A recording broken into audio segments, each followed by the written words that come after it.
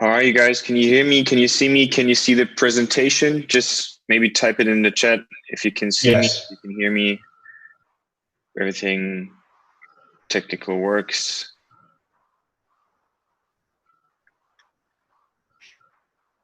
That would be great.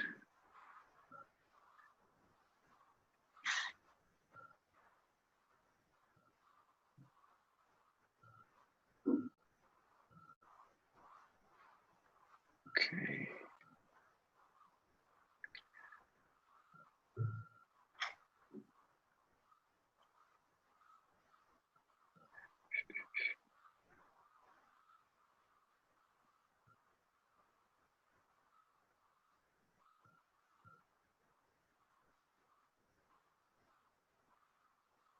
Okay, I can't really find the chat right now. There we go. Okay. Chat is right here. Start the presentation again. There we go. So please type in the chat, just type in the number 1 if you can see me and hear me and you can see the presentation. 111. Perfect. That looks great. All right. Are you guys doing all right? Thumbs up. Had a good week, good weekend. Yeah. Perfect.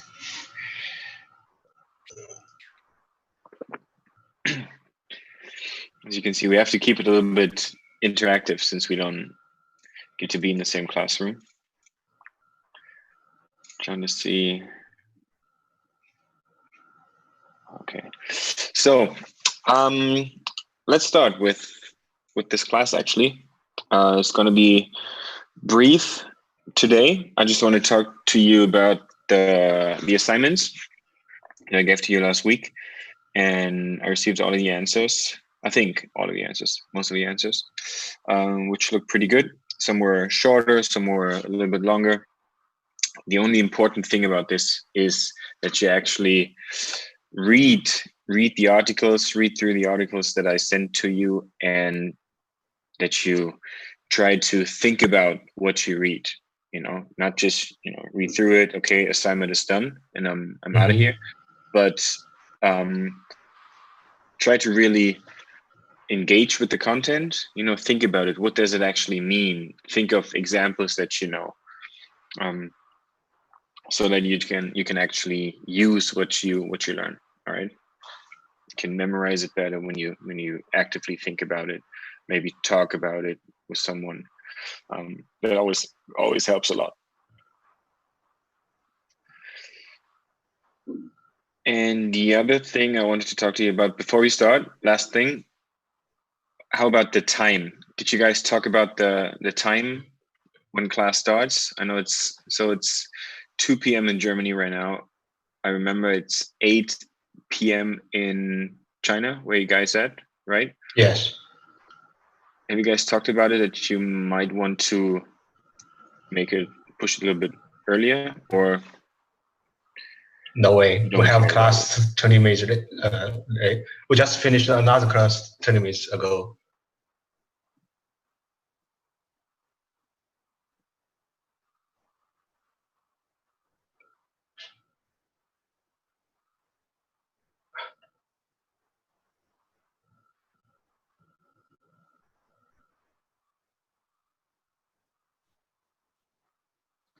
You can talk to me, you can type it in the chat, whatever you want.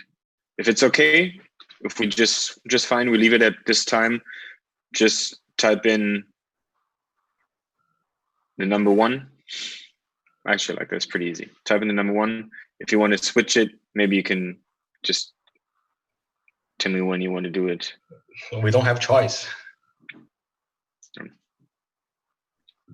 All right, looks good. And we just leave it at that time. Yeah. If at any time later in this class, later in the semester, you still want to change it up, just let me know, and then we can try to figure something out.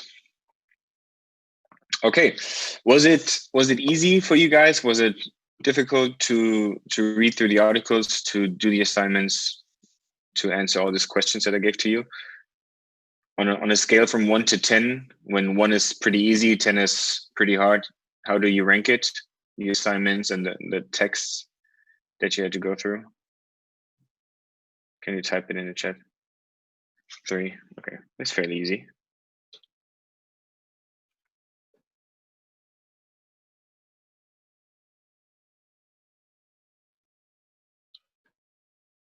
How about the other guys? On a scale from 1 to 10, 1 is very easy, 10 is very hard. How do you rank the difficulty of the assignments? Okay.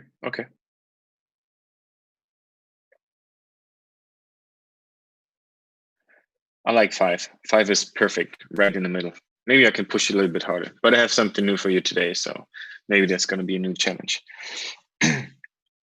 Okay, then I would say let's start with our class for today. So like I said, first off, we're still covering the question, what is electronic commerce? What is e-commerce? What does it actually mean? Okay, so that's why I gave you the assignment. That's the same slide from last week where you can look at the same questions. So I asked you to describe the meaning of e-commerce in 1 sentence, so very, very brief, and to name the different, or to name the major market segments of electronic commerce. That's all that you found all of that in the articles. And of course, what are the pros and cons? So what are the advantages and the disadvantages of electronic commerce? On the one hand, for the companies, and on the other hand, for the customers as well.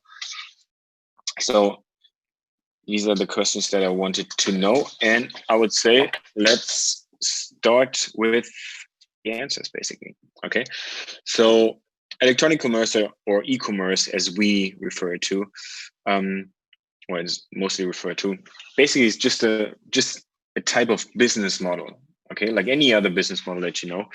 But this one lets companies and individuals, so mainly customers, buy and sell things over the internet. Okay, so we have the two perspectives, the two views.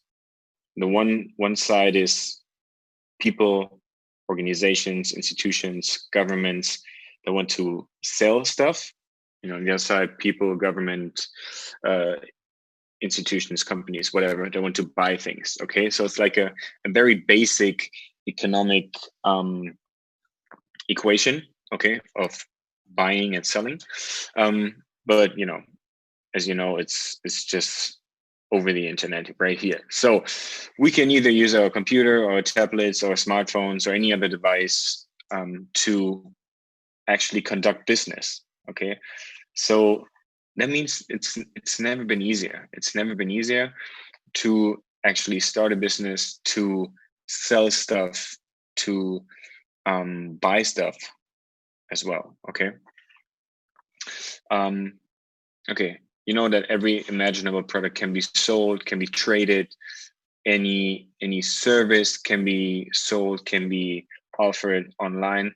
So basically, what I want you to know, or what I want to tell you, is that this business model can also be seen as a very disruptive technology, since it completely changed the way companies and individuals act in their economic relationship.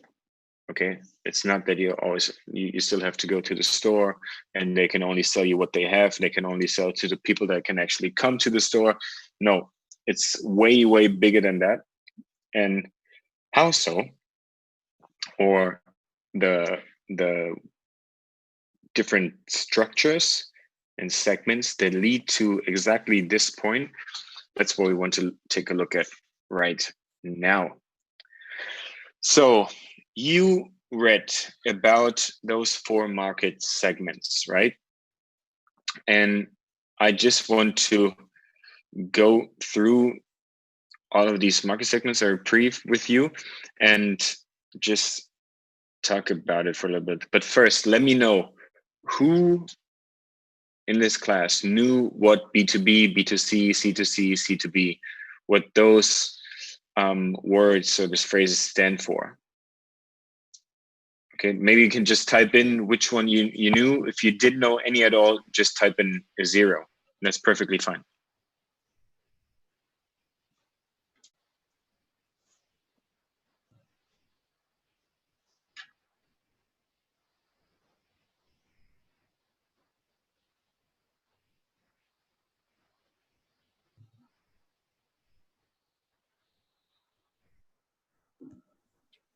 I'm afraid I know all of them. Just type in, if you already heard about B2B, the business to business market, just type it in. If you heard about business to consumer, just type it in. If you haven't heard about any of those, which is perfectly fine, just type in a 0. Okay, 4. So I think you heard about all of them. Yes. All right. Well, it's pretty basic economics, but okay, perfect. So you heard about all of them before. That's great. Okay, I'm just trying to get an understanding of where you're at in your knowledge about economics, but that's perfect. Okay, so we don't really have to go deep into what business to business, etc. means. But yeah, we have the same segments. I mean, this is not new. This is not innovative. Yeah, we have business to business markets and business to consumer markets and all that stuff. We have that or we already had that in the offline world. But now, of course, we also have that in our online world. Okay, that businesses sell to businesses. Okay, B2B. That we have businesses that sell to consumers in the B2C market. Okay, but also, and that's maybe a little bit new, that we have consumers starting to sell to other consumers. Okay, for example, Amazon, for example, eBay. Okay, different platforms where you can sell your own stuff without having the intention of actually starting a business, but it's just maybe crap that lies around your house. Okay. And maybe the most innovative segments of all 4 of these is the C2B market, so the consumer to business market, where you as an individual can actually start offering your services, your products, or whatever you want to businesses. Okay, I mean, normally it's the other way around, right? Businesses want to sell their stuff to you as an individual, but now you can just turn around and sell your thing. So maybe you guys have heard about the platforms, or some platforms like Upwork or Fiverr, where you can go online, create a profile, and offer your service, something you're very good at. Maybe these platforms are mostly common for artwork, design work, programming, development, but also consulting and all that kind of stuff. So that's actually pretty interesting. And those market segments, the last two, C2C and C2B, actually increased by a lot when the whole electronic commerce world started to emerge. Okay, so that's something I just want you to know, that electronic commerce widened the possibilities to make money and also, of course, to spend money. Okay, since you already heard about that, we can go on, we can move on and talk about some of the characteristics of electronic commerce. Like in any other business model, we have pros, cons, advantages, disadvantages for both sides. Okay, in this case, we're talking about the pros and cons for companies and the pros and cons for consumers, for customers. So let's first start off with the advantages for companies. Obviously, we have the chance to sell, or at least to offer, our products, our services worldwide. Okay, I mean, of course, there's some some limits, yeah, like maybe political limits, maybe geographic limits, maybe economic limits, yeah. So as an example, I cannot sell my beer I cannot sell my beer to Argentina, for example, because it's simply too expensive, the shipping cost and all that stuff. Okay, so that wouldn't make any sense. But basically, through e-commerce, we have the chance to acquire new customers worldwide.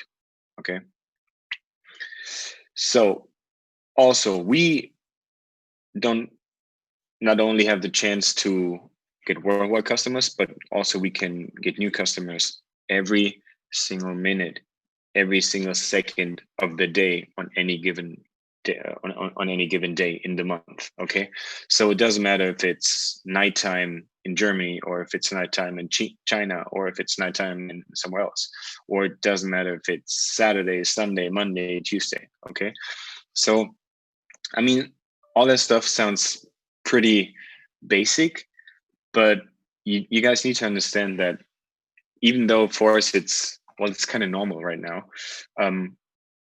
it hasn't been that normal 5 years ago, 10 years ago, 20 years ago. Okay, so all these innovations that came with the internet getting bigger and bigger and bigger, and people getting more access to the internet, and there's still a lot of people in this world that actually don't have access to internet, to electronic commerce. Okay, maybe I can pull up have like a map with actually how many websites are in every country in the world, and you can see that Africa, for example, is not quite as how can you say it, as far when it comes to the internet as, you know, Asia, Europe, America. So we always talk about, well, you can sell online, you can sell to anyone in the world, and everybody in the world has internet. But in fact, it's not really the case. Okay, so maybe keep that in mind. But still, we have the chance with an online shop, with online platforms, to offer our products, our services 24/7, so 24 hours, 7 days a week, because there are no opening hours for the internet. It doesn't close, it doesn't open at a certain time. It's available 24/7, and it also does not really cost us any rent, okay, compared to a brick and mortar store where you actually, you know, open a store. I know one of you talked about maybe opening a restaurant, I believe. You actually have to pay rent, you have to maintain the store, you know, you have to take care about that, and you have, of course, you have opening hours, you have closing hours. That's not the case with electronic commerce. Plus, on the bright side, you definitely have more ways to attract new customers. Yeah. How so? Well, obviously, because of all the points before that, all the bullet points. Yeah, it's way more attractive for customers to come in and to shop around, but also all the possibilities that come with online marketing, for example. Yeah, a whole new world to attract traffic to your platform, to your website, to your online store, using any kind of digital marketing, Google AdWords, Facebook ads, Instagram ads, Amazon ads, YouTube ads, you know, whatever way, which is not only way cheaper than, for example, the old like an ad in a newspaper, yeah, or to buy like a billboard, something like that, to rent a billboard, which is way more expensive. No, but Facebook ads, Google ads, and all that stuff, way cheaper, way easier, and you can reach a lot more people with less marketing budget. Okay. Right. If you guys have any questions, just type it in the chat or raise your hand, or just, you know, unmute your microphone. We can always talk to each other, make it a little bit more interactive. All right. So now we just talked about the advantages for the companies, but of course, there are also some disadvantages, some negative points. Like you can see here, yeah, we have less customer interaction. I mean, the perfect example right now is this here, right? This is some sort of online commerce, I would say. But if there's less interaction, since we're not face to face, we cannot actually speak to each other. We cannot touch each other. You cannot go to an online shop and touch the product, the fabrics. You cannot try it on. You cannot smell it and, feel it. So that gives you a worse interaction, not only with the products, but also, with the people selling stuff to you. They cannot really talk to you and give you, they cannot consult you and talk to you. Hey, well, that looks pretty on you, or, give you their knowledge and their tips. So that makes it a little bit harder to sell, I would say. And also, since it's so easy to open up an online store, of course, there's more competition. Yeah, basically anybody can do that nowadays, which causes more competition. And the other thing is, you're not only competing with companies from your city, from your area, from your country, but you're also competing with companies all around the world, right? It's like this vicious cycle where on the one side, well, you can attract people from all over the world, but on the other side, well, the companies from all over the world can also attract people from your area. Okay, so it's not always just good. Another point that's pretty important is that a lot of customers online have, well, I would call it trust issues, because of the internet. You get to see so much different things, so many online stores, so many people that try to take your money, and there's so much scam, and you don't really know if, let's say you find a new online shop, you want to buy a new shirt or a new skirt or a new dress. First of all, you don't really know, since you haven't tried it on, you didn't have the option to try it on. You don't know if you actually like it, if it fits you. You don't know if the seller is trustworthy. You don't know if you get your money back if you don't like it. You don't know if it's actually shipped to you on time or at all. I mean, just today I just experienced that the company, the logistics company, they just sent me, well, we didn't find your house, or you weren't at home while we were trying to deliver something, and I was at my house the whole time. Okay, so you don't really know if you can trust the companies that you order from, and that's actually a big point. And in my opinion, one of the main reasons why people still go to stores. Okay, because people believe, people trust what they see, what they can actually feel. Okay, so that's a big advantage for brick and mortar stores over online companies, that it's not just about seeing the products, reading about the services, but you can go to the store, you can feel it, feel the fabrics, you can smell it, you can see it, you hear what's going on. The people working there can talk to you, so it's like the whole range of feelings compared to online, just, I don't know, looking at my phone or looking at the screen and trying to buy something. Okay, that's a big difference. So what comes with this difference? I mean, I'm telling you about this and I'm saying it's a huge difference, and it makes a huge difference, and it's so important. So on the flip side, what does that mean for the companies that sell only online? What is the biggest what's the biggest challenge for them to do to compete with that?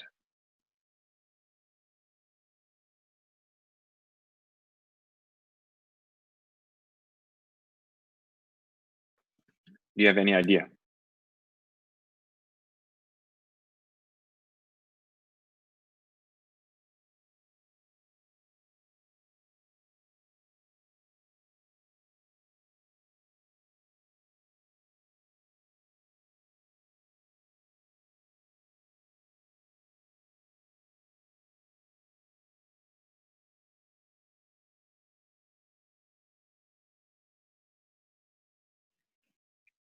Well, like I said, one of the big advantages still for the normal brick and mortar stores, the package. Well, I don't really think so, because you still have the same package, right? I mean, it's a little bit different, but it doesn't really matter. So let's say you go to you want to buy some glasses. All right, you want to buy some glasses. So you can go to an optician and brick and mortar store. You go downtown, go to the city, go to the store, you talk to the guy, and you can try on. It's like, oh no, I don't really like these, you take another some other glasses. Oh no, I don't really like this, you take another pair. Okay, yeah, that's perfect. And then you have the guy talking to you. Well, that looks great. No, maybe you should, what do you want? Oh, you want more round, brown? Okay, a bigger one. Okay, let me find one for you. So that's the one thing. Okay, you go to the store, everything looks clean. There's some nice music playing in the background, and you actually feel welcome. You feel good. So that's the one side. But how can, let's say, an online shop for glasses, how can they duplicate that? How can they imitate that? Okay, so basically the answer is online companies that only sell online with their e-commerce, with their online shops. Their biggest, or one of the biggest challenges is to imitate those feelings, to make it feel real, buying from the websites. Okay, does it make sense? So let's stay with the example of the classes. These glasses, I don't really like going to the store and trying on some different glasses, and having the salesperson talking to me and telling me, oh yeah, you look great with the glasses. Oh no, you don't look, take these, try another one. I don't really like that. So I want to have my piece, but I still want to look around, try different glasses, and just see if they fit me, if I like them. So maybe you heard about the German company Mr. Specs. Okay, I type it in the chat. You can check it out. I think it's spelled. Let me check how it's spelled. I think it's Mr. Okay, Mr. Specs. Yeah, they should have an English website, so you can check that out. So they recognized that it's a big issue for people to buy glasses with just having the normal picture, like the normal product picture, like so glass, maybe from a different angle, maybe even there's some model wearing the glasses, looking all good and fabulous. But for me, it's not enough to actually go buy glasses, because it's such a hassle. You have to turn in your your data for the glasses, for the actual lens, and then you have to order them, you have to send them back, you have to go to the optician, maybe make some adjustments. So I want to order something that actually really fits me. And how did they do it to make it feel as real as possible, as close as possible to an actual store front? Okay, what they did is, and that's just one example. What they did, they invented, or I don't know if they invented it, but they incorporated a technical, like an app, like an application, where I can just turn on my front camera, look in the camera, maybe smile a little bit, and they take a picture of you. Then you turn around your head, you turn it to the other side, and they take like a 3D picture of your head, and then you just pick the different classes that you like, and then they take these classes and virtually put it on your face. Okay, so that I look into the camera and I can turn around and I can actually see the glasses that I picked on my face. And then if I say I don't like it, pick another one on my face, and it makes me almost feel like I'm in a real store, okay, but without the annoying salesperson trying to talk me into the most expensive classes, for example. Okay, so I hope this makes sense to you. Let's repeat, or let's summarize. One of the most or one of the biggest challenges for online shops, for online commerce, is to make the user experience, the buying experience, as real as possible, with as many feelings as possible. Okay, not just see, but also like actually feel it, hear it, smell it, maybe even. I don't know. We don't know what's going to happen in 10 years or in 5 years, but yeah. So that's one of the biggest points. I'm trying to think of other examples where online shops trying to do different things. I know, well, you guys know we will talk about one of the case studies is Thomann. Thomann is one of the, here, put in the chat, is one of the, no, it's the biggest online shop for music equipment, all sorts of instruments, DJ equipment, sound systems, whatever, okay? And of course, they have the same problem. Like as a musician, I'm not gonna buy a 500 euro guitar or a 1,000 euro guitar or a 2,000 euro drum set from a website without me trying it first, without playing on it, having it in my hand, looking at it like in all detail.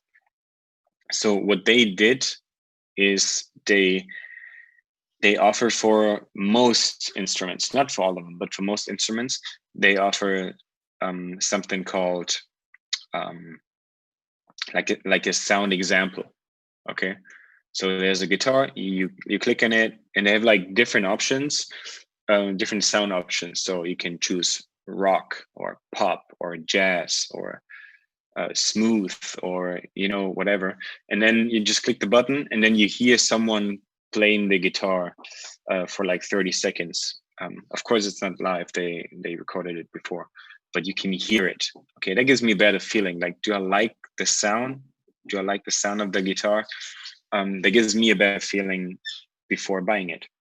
Okay, that's a different example. All right, yeah, one more point. Shipping package kills a lot of time. Yeah, well, we will talk about that in just a second. Good point. We'll talk about it in just a second. Okay, so I think we're done with the disadvantages for the companies, and I hope you understand it. If you still have questions about that, type it in the chat anytime, or just talk to me. All right, let us go ahead.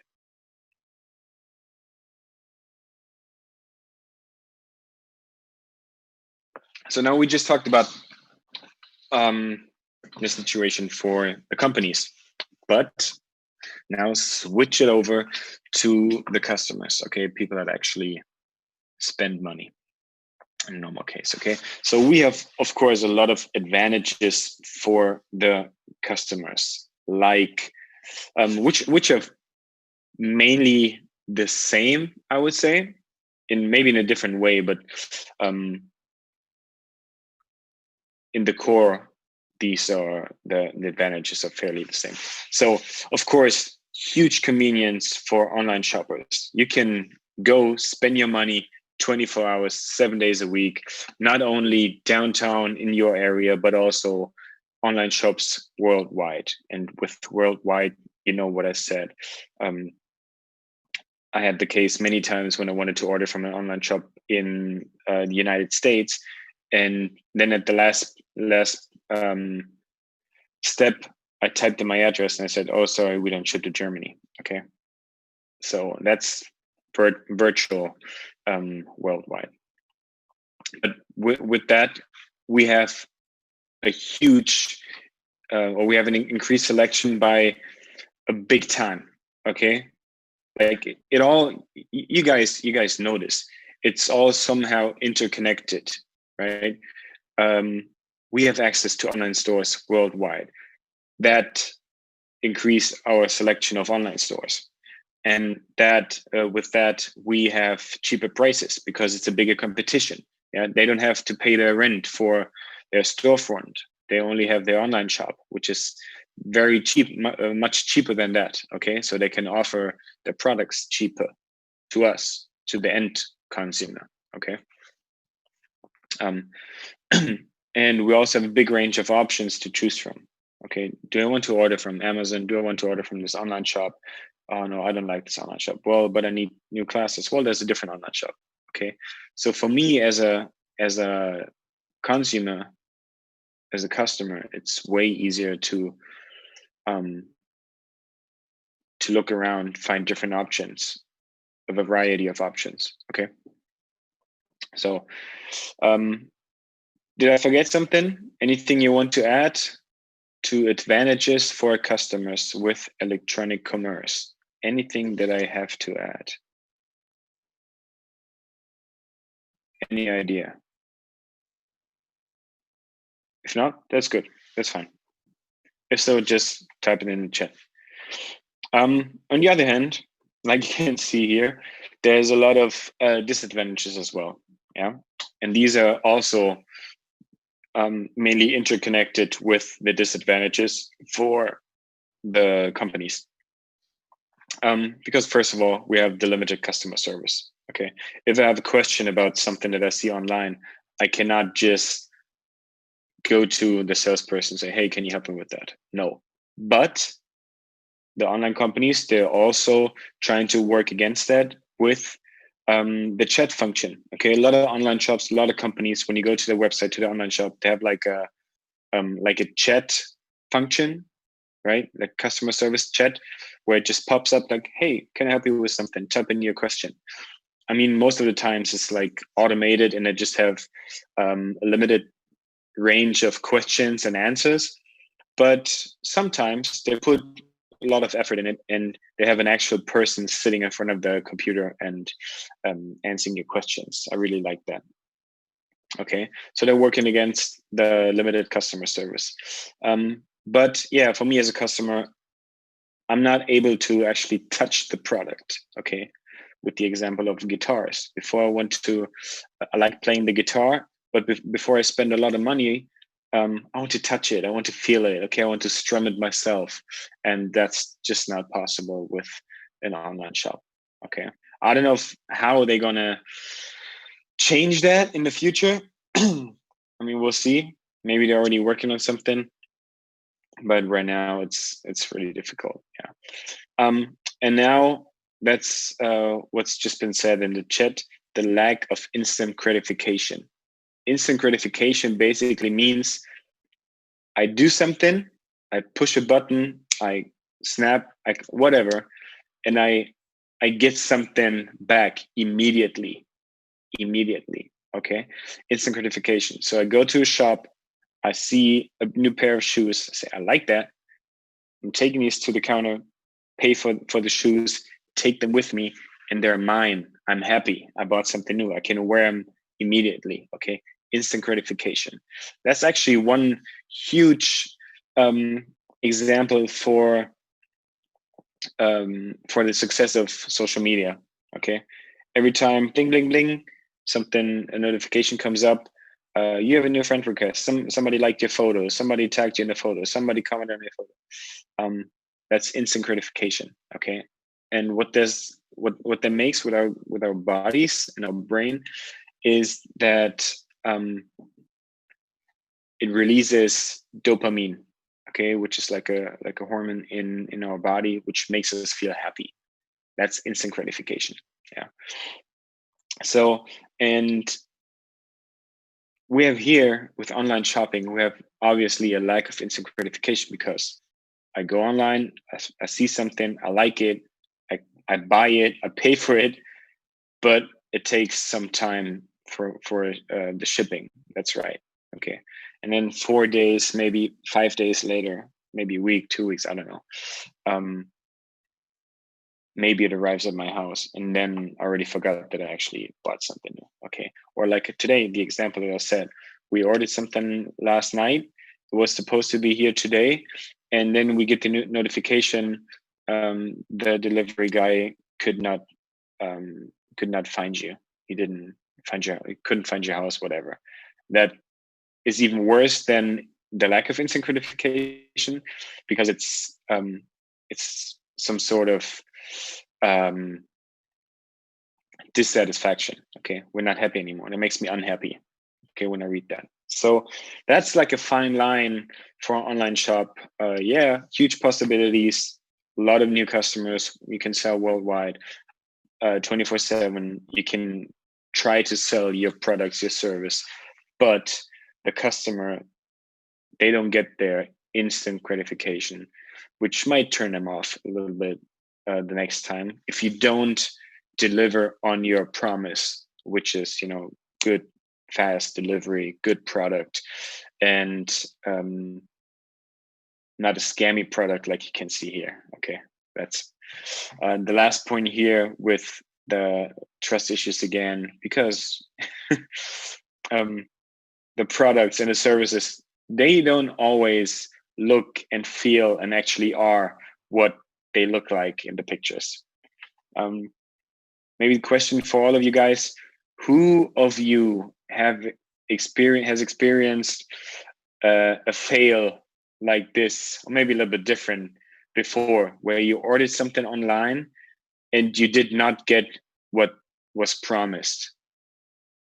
Maybe you can type in the example. Maybe it was a dress, it was shoes, it was whatever. Maybe you can just type it in the chat. Ask girls, what do you mean?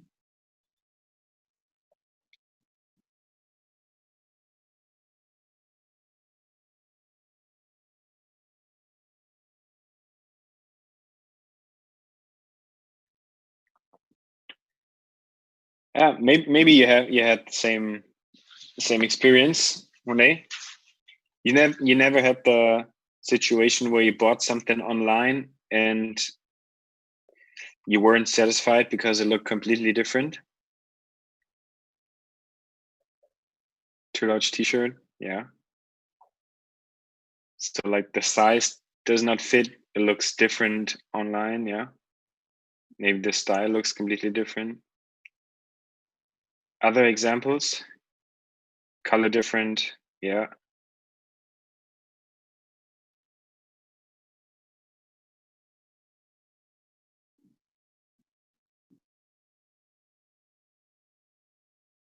Do we have more examples here?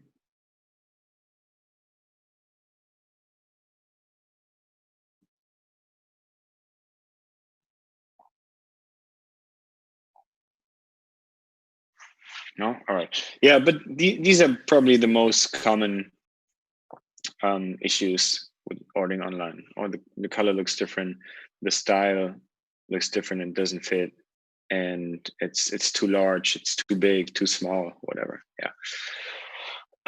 That is true. All right. So we're done with the advantages, disadvantages for customers, for materialist to bad, yeah, for companies and for the customers. Just still very introductive to get on the same page and to get an understanding of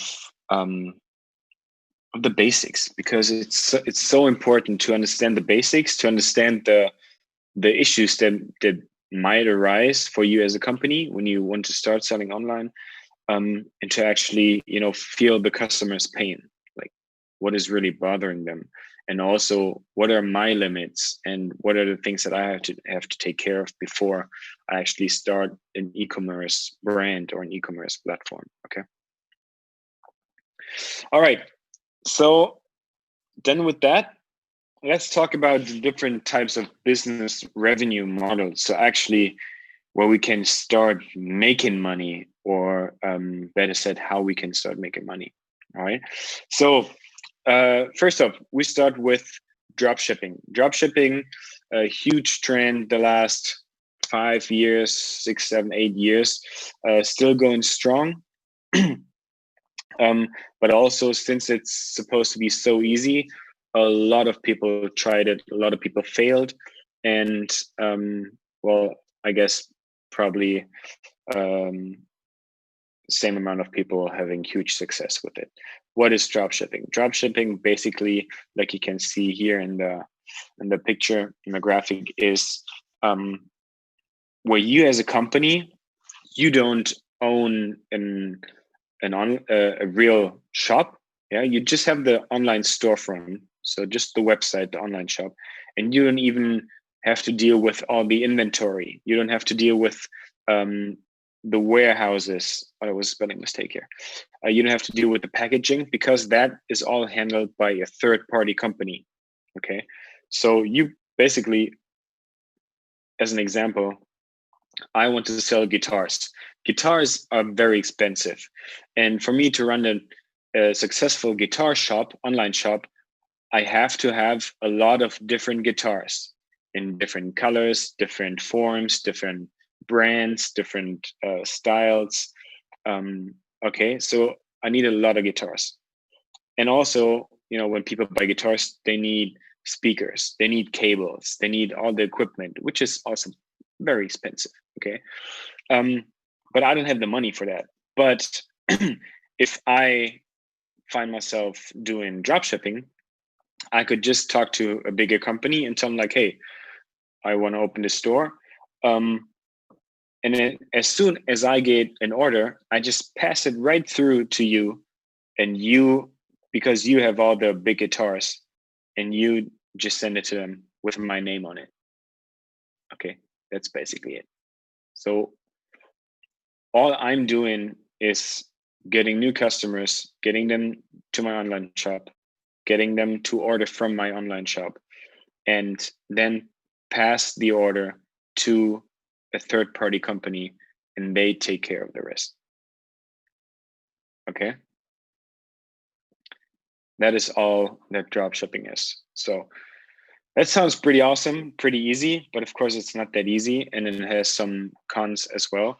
For example, when somebody else is doing the work for me, that always means that I have to pay them. Okay, they take a huge chunk of my commission, of my money, so I have to pay them for that. So I need huge volume. I need to sell a lot to actually make money. Okay, because let's say I sell the guitar for 500 euros, and the guitar costs maybe 400 euros, and then the supplier, they want to make money too. Okay, so maybe I make profit 20 bucks with the guitar that sells for 500 bucks. Okay, doesn't really make sense if I don't have a product or many products that have a big profit,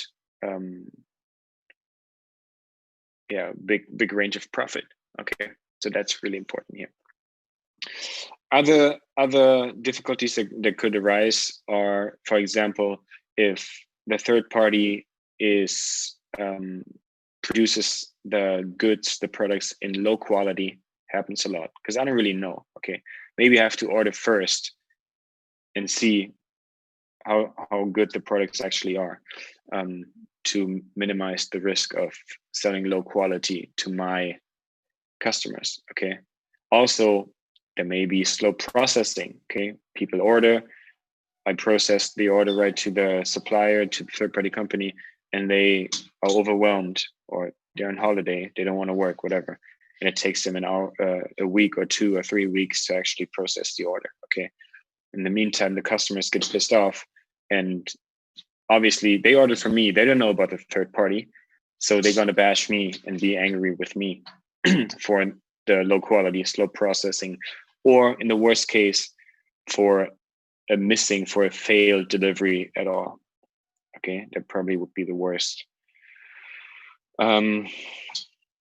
The worst thing that could happen. Okay, so to summarize it, dropshipping, kind of low risk, but also I don't have control over my own business, which kind of sucks. Yeah, I'm selling stuff, but really all I'm doing is getting traffic, getting people to come to my online shop, getting them to buy things, and then I'm done with my work. Okay, so I don't really have control, lack of control. So that's one type of business revenue model, one way of making money with e-commerce. A different model, and probably the most common model, is wholesaling. So to stay with the example of guitars, I decide to, okay, I don't want to do drop shipping, but I still want to sell guitars. All right, here, I made a lot of money the last 10 years. I saved it up, and now I'm just going to buy inventory. So I need 100 guitars. So here, let's say 100,000 or 50,000 euros, dollars, whatever, buy guitars, which also means that I need a warehouse, that I need to take care of inventory. Okay, so nobody steals from me, or that I don't sell a guitar twice, that I actually only have in stock once. So way bigger investment. Okay, I need to invest in the inventory.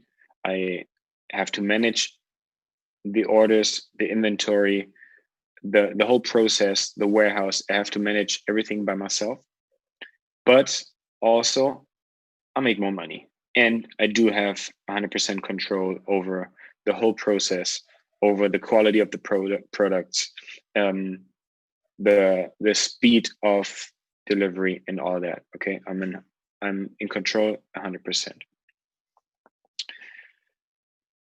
Okay, one thing that you may consider if you decide to go into wholesaling is that third-party platforms such as Amazon, eBay, Rakuten, whatever, they are very good to increase the order volume for your platform. So, example, if you go and produce your own good, your own coffee mugs, well, it might be a little hard to get a lot of traffic to your online shop and sell a lot of coffee mugs, but you need to order 1 million coffee mugs to actually make it profitable.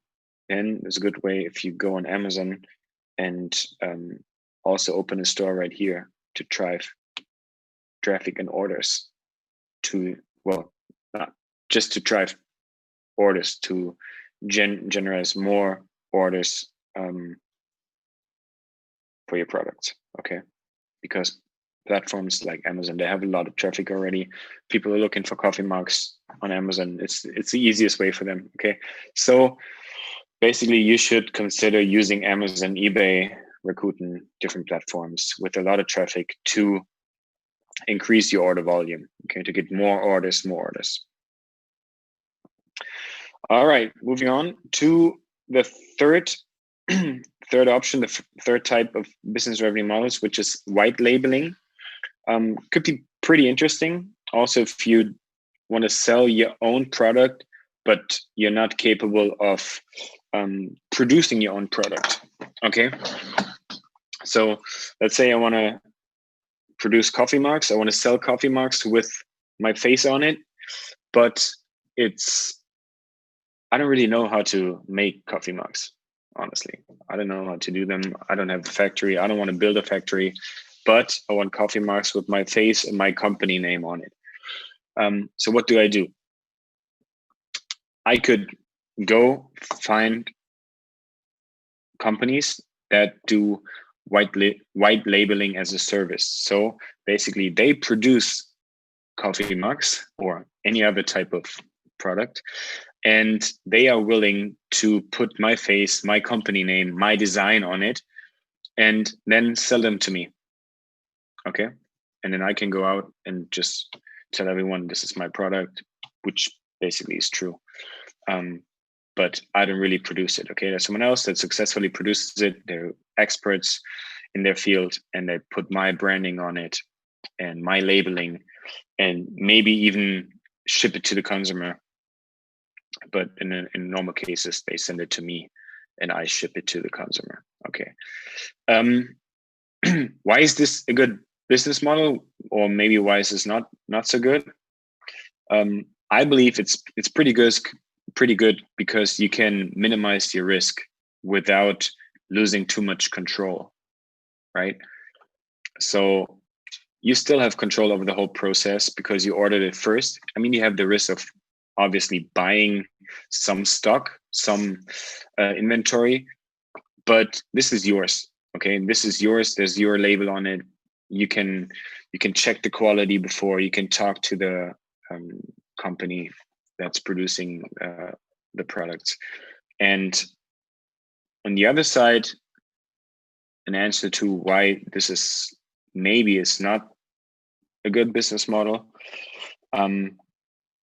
You only have so much control, right? So at one point, you cannot really individualize the product, or it gets way more expensive. Okay, so let's say I found a company, they produce coffee mugs, but then I say, hey, you know what? I actually want to, I want like people to be able to grab it on both sides. Okay, can you add like an extra option for that? And then they say, no, we don't do that. Like, my bad, they don't do it. But I really, really want it, because all my customers say, well, we love your mugs, but we want to have it like this. We want to hold it with 2 hands. So not possible. Okay. So only option for me, change the manufacturer and maybe find a different one, or produce the coffee mugs myself. Okay. So the options of manufacturing to like have it individual made for you are limited and restricted right here. All right. And the last one is the last type of business revenue model is the subscription model. So like the name already says, you have a company, a brand, whatever, and you're offering some sort of subscription model to your customers that delivers a product or a service on a regular basis, maybe daily, monthly, weekly, yearly, whatever, but the customer only needs to order it once. Okay, that's a huge advantage when the customer only has to order it once, because they only have to take out their credit card once. Okay, taking out your credit card, paying stuff is already, people don't really like it. You know, spending money, I mean, it's nice buying stuff, but paying, people don't really like that, to be honest, right? So if you get people to pay once, or to type in their credit card information once, but paying again and again without even noticing it, that's the real value of a subscription model. Plus also, you don't do that normally for like once or twice.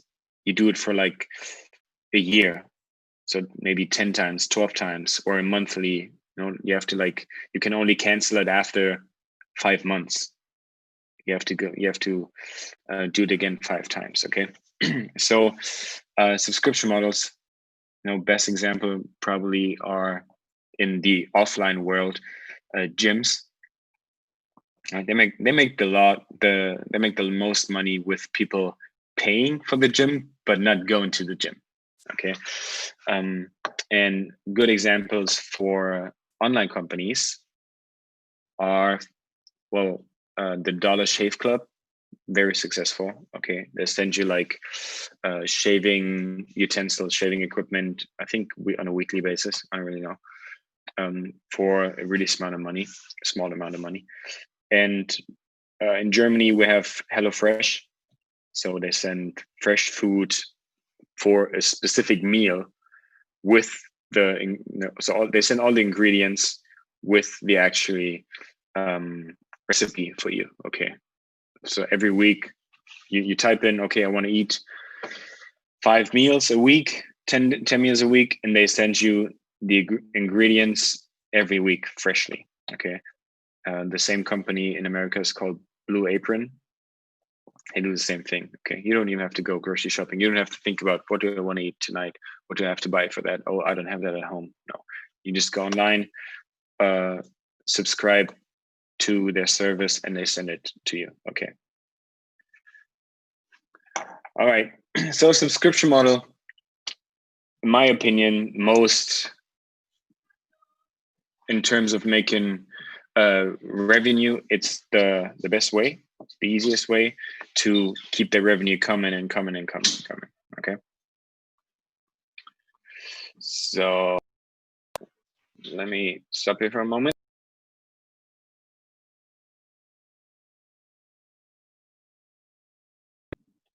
All right. Do you guys have any questions so far?